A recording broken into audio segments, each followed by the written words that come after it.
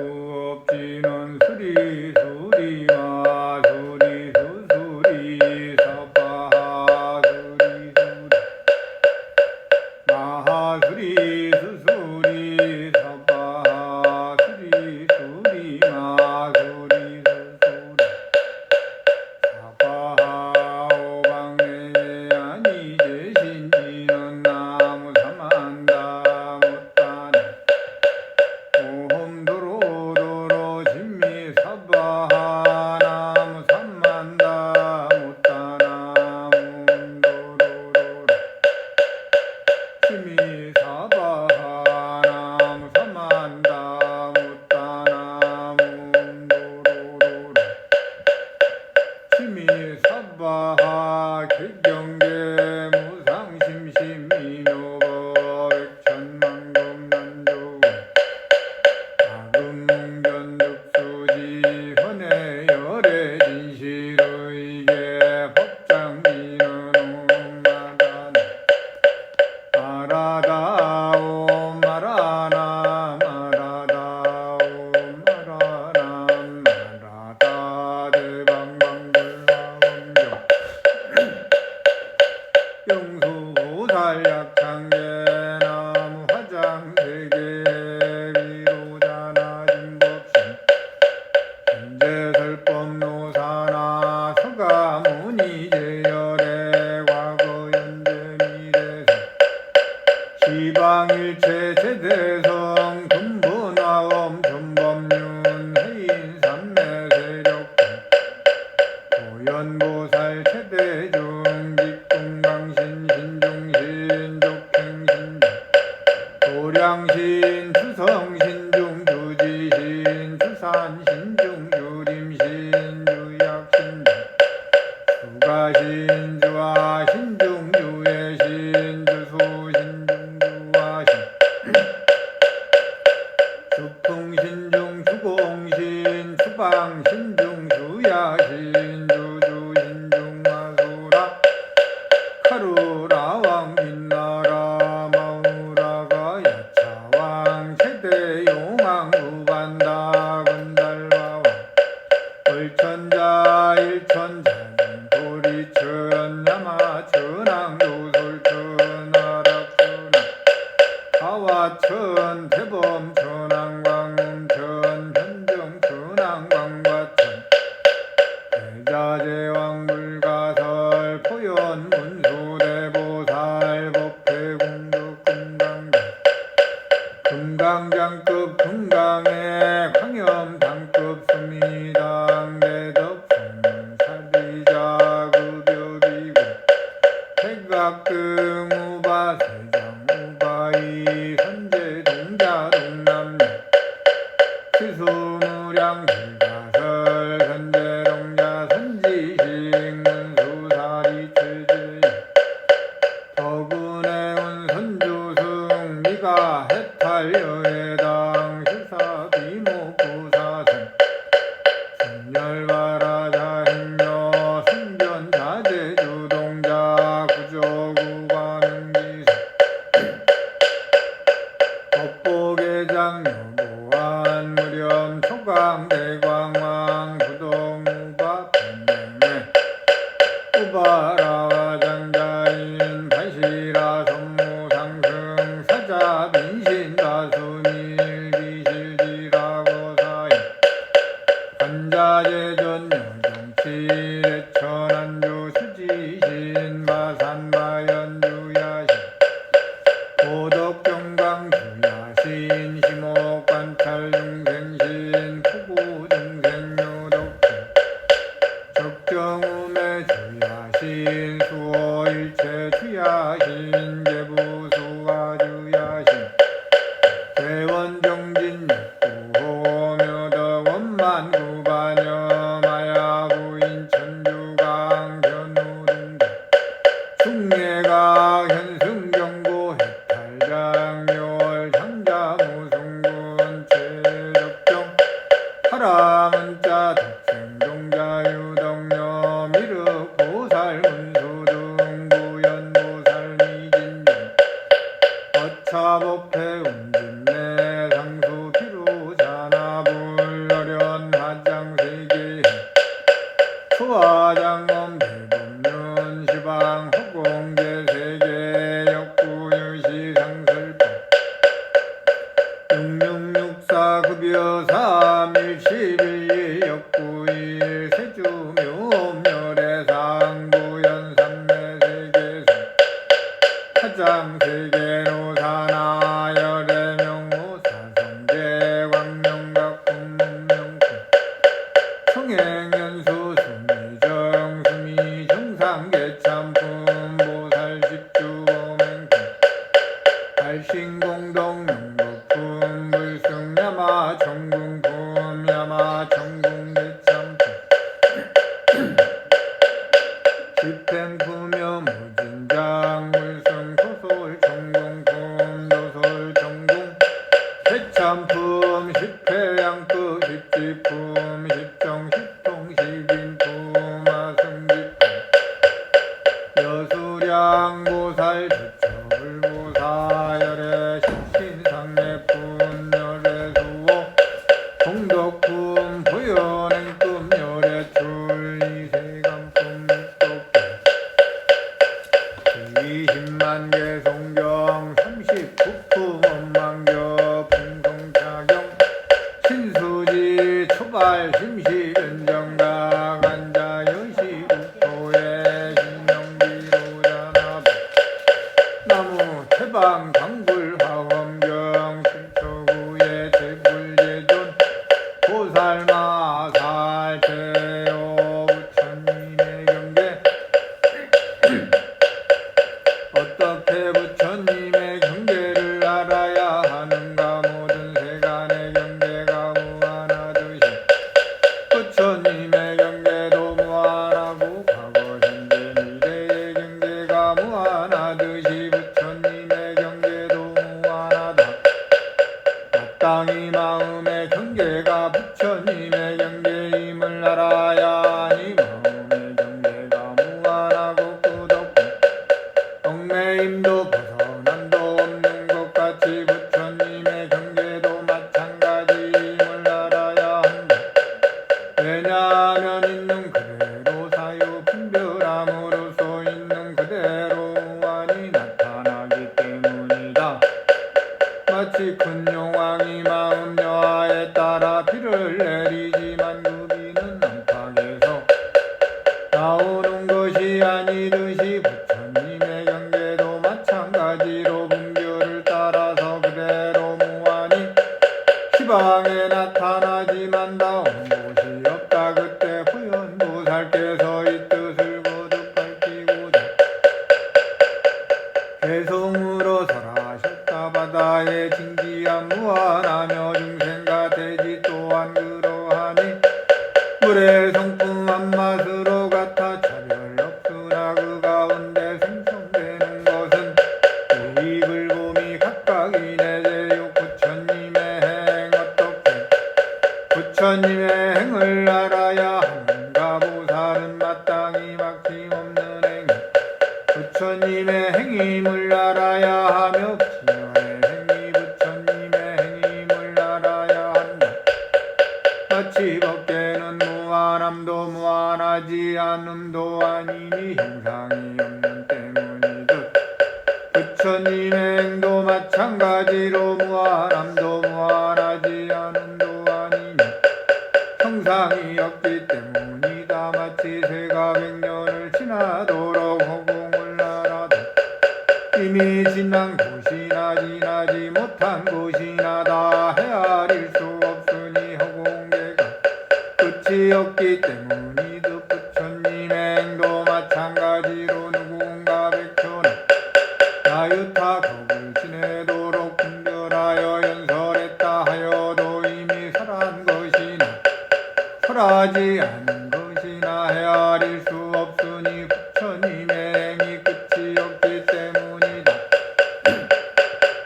비유하면 금시조왕은 허공을 비행하면서 깨끗한 눈으로 바닷속 용궁을 살피고 용맹한 힘으로 좌우의 날개를 휘둘러 바닷물을 그쪽으로 가르고 명이다한 용을 잡아가듯 부처님이신 금시조왕도 마찬가지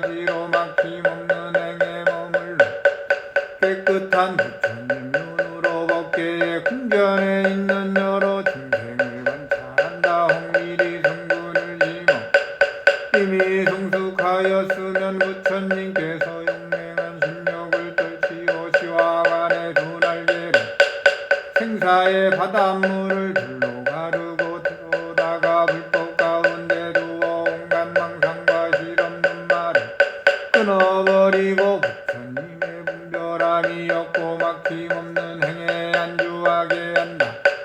마땅히 이같이 무한한 방편과 상상으로서 부처님의 행을 깨달아 보아야 한다.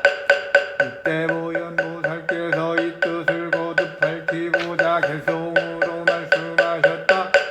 마치 새가 억천년을 알아도 허공은 앞뒤로 같아 차별 없음과 같이 많은 것 동안에 부처님의 행을 연설하되 이미 설한 것이건 아니건 헤아릴 수 없네. 금시조가 어공에서 금바다 살피고 물헤쳐 용을 보획하듯 부처님의 성근 중생 가려내어서 생사의 바다 벗어나게 하여 온갖 미혹 없애네. 마치 이러리 허공을 돌며 온갖 것을 비추고도 분별한 뜻 세종께서 법계에 두루 다니시어 중생을 교화해도 동요됨이 없으시네. 제7 부처님의 정각. 어떻게 부처님의 정각을 알아야 하는가. 부처님께서 바른 깨달음을 이루심은 무한하고 한계가 없고 양극단을 멀리 떠나서 중도에 머물며 모든 언어를 초과한 줄을 알아야 하고 많은 중생들의 마음 승과 근성과 욕망과 번뇌와 숙기를 알아야 하니 요점을 말하면 순간의 생세의 온갖 법을 알아야 한다. 가령 허공은 모든 세계가 이루어지고 무너지고 가네 일어나거나 줄어듦이 없으니 나는 일이 없는 때문이듯 부처님의 보리도 마찬가지로 정각을 이루시건 못하시건 간에 늘거나 줄어듦이 없다. 왜냐하면 보리는 형상도 형상 아님도 없으며 하나도 갖가지도 없기 때문이다. 보살은 마땅히 부처님 몸의 한 털구멍 속에 많은 중생들 수와 같은 부처님의 몸이 있음을 알아야 하는데 성불하신 몸은 끝까지 생멸이 없기 때문이며 한 털구멍이 법계에 들어와듯이 모든 털구멍도 마찬가지니 하찮은 것도 부처님의 몸이 없으신 데가 없다. 보살은 자기의 마음에 시시각각 항상 불성이 있어 정각을 이름을 알아야 하니 왜냐하면 부처님은 이 마음을 떠나지 않고 정각을 이루신 때문이다. 자기의 마음과 같은 많은 중생들의 마음도 마찬가지로 다 불성이 있어 정각을 이루니 항대하고 두루하여 있지 않은 데가 없으며 떠나지 않고 끊이지 않으시지 않고 그 사이 한 방편 법문에 들어간다. 보살은 마땅히 이같이 부처님께서 정각을 이루신 것을 알아야 한다. 이때 보현보살께서 이 뜻을 거듭 밝히고자 개성으로 설하셨다. 백진이 온갖 법 확실히 하시니 둘이 없고 둘을 떠나다 평등하며 자성이 허공과 같이 청정하여 나와 나 아님을 분별치 않으시니 제8 부처님의 법륜. 어떻게 부처님의 법륜 흘리심을 알아야 하는가. 부처님께서는 마음의 자제력으로서 일어남도 걸림도 없이 법륜을 흘리시니 온갖 법이 늘 일어남이 없음을 아시기 때문이며 말씀 없이 법륜을 흘리시니 온갖 법이 말로 할 수 없음을 아시기 때문이요 끝까지 정결하게 법륜을 흘리시니 온갖 법이 열반의 성품임을 아시기 때문이요 소리가 메아리와 같음을 알고 법륜을 흘리시니 온갖 법의 진실한 성품을 아시기 때문이요 남김없고 다감 없이 법륜을 굴리시니 안팎으로 집착이 없으시기 때문이다. 비유하면 미래가 다하도록 온갖 언어로 설하여도다 할 수 없으니 부처님의 법륜을 굴리심도 마찬가지로 모든 문자로 잘 충돌하여지지 않고 나타내 보여도다 할 수 없다. 하나하나 음성 가운데 각기 다른 무한한 말들을 다시 연설하되 세상에 자제하여 분별하지 않고 그 욕망대로 두루듣게 하시네. 제구 부처님의 열반 어떻게 부처님의 열반을 알아야 하는가. 부처님은 중생들로 하여금 마음 편하게 하려고 세상에 출현하시니 연모하게 하려고 열반을 보이시지만 부처님은 실로 세상에 출현하심도 열반하심도 없다. 왜냐하면 부처님은 정정한 법계에 늘 계시면서 중생들의 마음을 따라서 열반을 보이시기 때문이다. 가령해가 떠서 두류세간을 비추되 모든 깨끗한 물이 있는 그릇에는 그림자가 나타나서 많은 곳에 두루하지만 오곡함이 없듯이 그릇이 깨지면 그림자가 나타나지 않는데 그것이 해의 잘못인가. 부처님의 지혜도 마찬가지로 법계에 두루 나타내되 선우가 없으시니 여러 중생들의 깨끗한 마음 그릇에는 부처님께서 나타나지 않으심이 없어서 마음 그릇이 깨끗하면 항상 부처님 몸을 친견하나 흐리면 보지 못한다. 만약 열반으로서 제도할 중생이 있으면 부처님께서 바로 열반하시나 실로 부처님께서는 생사와 열반이 없으시니 마치 불이 모든 세간에 불타다가 또 한 곳에서 꺼지면 모든 세간의 불이 다 꺼지는가 아니라. 부처님도 마찬가지로 모든 세계에서 불사를 하시다가 혹 한 세계에서 할 일을 마치면 열반을 보이시지만 모든 세계의 부처님들께서 다 열반하심은 아니다. 보살은 마땅히 이같이 부처님의 완전한 열반을 알아야 한다. 또 가령 마술사가 마술로 삼천대천 세계의 여러 곳에서 환상의 몸을 나타낼 적에 여러 겁을 머무나 다른 곳에서 마술이 끝나면 몸을 숨기고 나타내지 않듯이 저 마술사가 한 곳에서 몸을 감춘다고 모든 곳에서 다 없어진다고 하겠는가. 아니다. 모든 부처님도 마찬가지로 무한한 지혜 방편인 갖가지 마술로 온갖 법계에 두루 몸을 나타내어 미래가 다하도록 하여도 한 곳에서 중생들의 마음을 따라서 하는 일이 끝나면 열반하시지만 어찌 한 곳에서 열반하신다고 해서 모든 곳에서 다 열반하신다고 하겠느냐. 보살은 마땅히 이같이 부처님의 완전한 열반을 알아야 한다. 부처님의 몸은 강소가 있는 것이 아니어서 진실도 허망함도 아니시다. 다만 부처님들의 본원력으로서 중생이 제도받을 만하면 나타나시니 마땅히 이같이 부처님의 열반을 알아야 한다. 불이 세간에서 타다가 한 도시에 헛거지되 부처님 몸 법계에서 두루하시어 교화가 끝난 데서는 열반을 보이시네. 마술사가 온갖 곳에서 몸을 놔두어 할 일이 마친 곳에선 없어지되 부처님 교화 끝나신 곳도 마찬가지나 다른 국도에선 항상 부처님 친견하네. 제10 부처님의 성근 부처님을 가까이 친견하고 법을 들으며 심은 성근은 어떻게 알아야 하는가.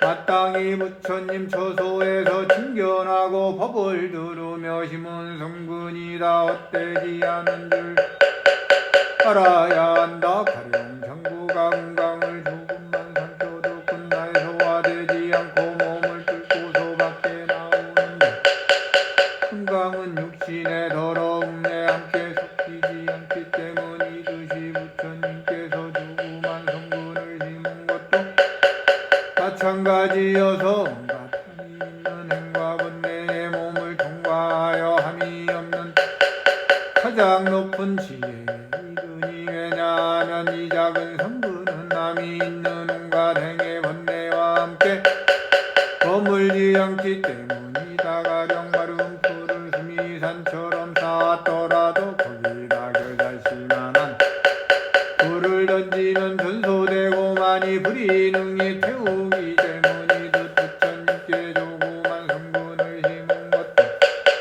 마찬가지로 반드시 온갖 번뇌를 태워버리고 필경에 남음이 없는 열반을 얻으니 이 작은 성근이 끝까지 가는 특성 때문이다. 설산의 성견이란 야광수가 있어서 보면 눈이 깨끗해지며 들으면 귀가 깨끗해지고 맡으면 코가 깨끗해지고 맛보면 혀가 깨끗해지며 닿으면 몸이 깨끗해지고 누군가 그흙을 가져도 병이 낫게 된다.